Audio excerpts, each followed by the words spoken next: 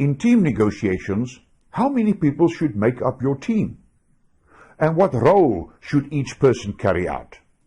That is what you will discover during the next few minutes. You will also find out how you should select team members.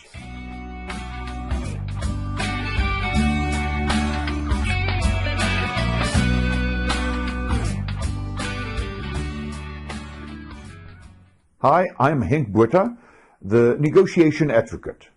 I got this nickname because I'm also an advocate of the High Court of South Africa.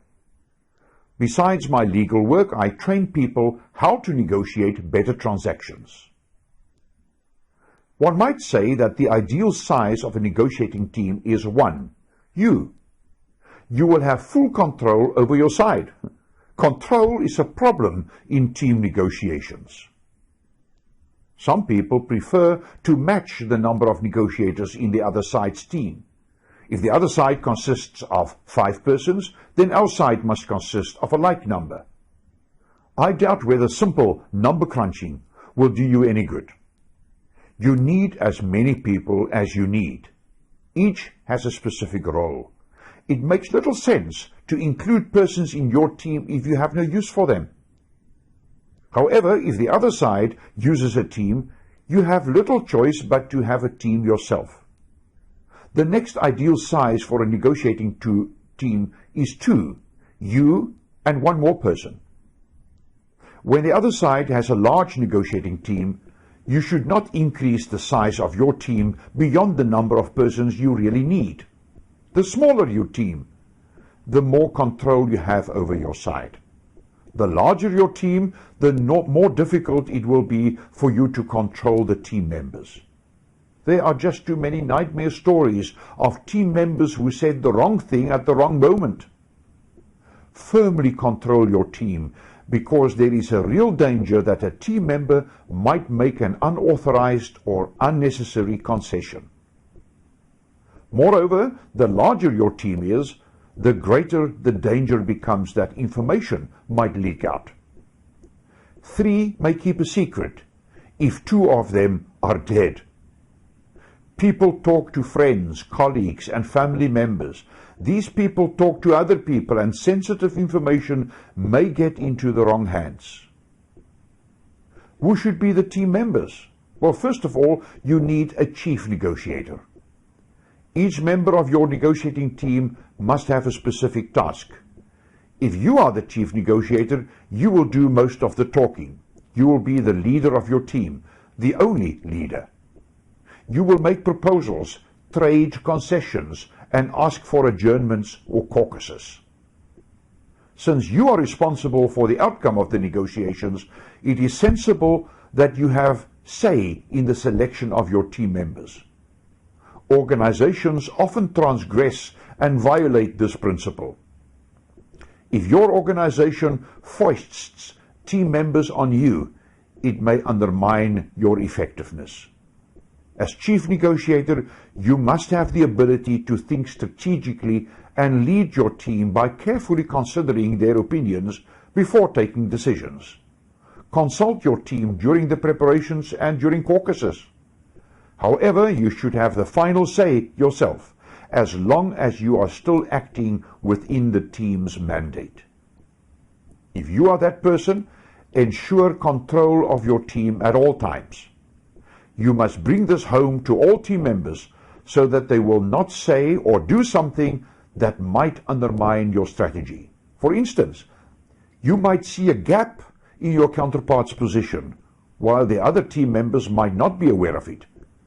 It will be unforgivable for a team member to suggest a caucus at the very point where you are ready to take that gap. Then the team member has not helped you, but has obstructed you instead. Emphasize to your colleagues that they may not speak during your negotiations unless you call upon them. You could also arrange cues or signals. For instance, if you want some time out to recompose your thoughts, you might ask someone for a glass of water. This is the agreed signal then. A team member may then enter the discussions. However, when you are ready to resume your task, that team member must withdraw from the discussions. You can also arrange for the team members to give you signals. Such a signal might consist of a cough or a request by a particular individual to leave the meeting for a while. When the team member does this, it signals a caucus request. However, it is your right as the chief negotiator to decide whether there should be a caucus at that time. A second member of your team is the assistant negotiator. You need an assistant. This person's function is to help you and not to take over your role. I have often witnessed situations where an assistant has tried to take over from the chief negotiator. It is as if the assistant tries to assert his authority in the team. In most of these cases, the opposing team tried to exploit this division in a team. It may happen that your assistant thinks that you do not make enough progress or that you do not exert enough pressure on the other side. If your assistant feels that way, he or she should rather discreetly ask you for a caucus. Remember, you might deliberately create the impression of a misunderstanding. You might deliberately delay the progress to achieve some other goal. Your assistant might not know about this and might misconstrue what you are doing. Therefore, your assistant must take care not to hinder, but to help you. The assistant negotiator must help you by taking away pressure when there is a difficult question to answer, for which you need time to think. In addition, your assistant can bring important points to your attention that you might have missed. After all, you must concentrate not only on what the other person tells you, but also on what you say. The assistant can bring these points to your attention by writing you a short note. The assistant negotiator also serves as an important link between you and the other members of the team. Moreover, the chief negotiator could ask him to maintain contact with the other side if the negotiations deadlock. Then you need a scribe. That is the third member of the team. A scribe or an analyst. This person must listen carefully to detect weak points in the other team's case. He or she must also listen carefully to pick up any indication or signal that the other side might consider a concession. Ask your scribe to write your assistant a short note about it. Your assistant must then decide what to do with it. Ask the scribe to keep record of concessions by either side. Explain what you expect. Say that you will rely mainly on those notes to write the final agreement. Ask that your scribe should not say anything during the negotiation except at your request. Also ask your scribe to compare proposals and to identify inconsistencies. Give your scribe the responsibility to do calculations where necessary.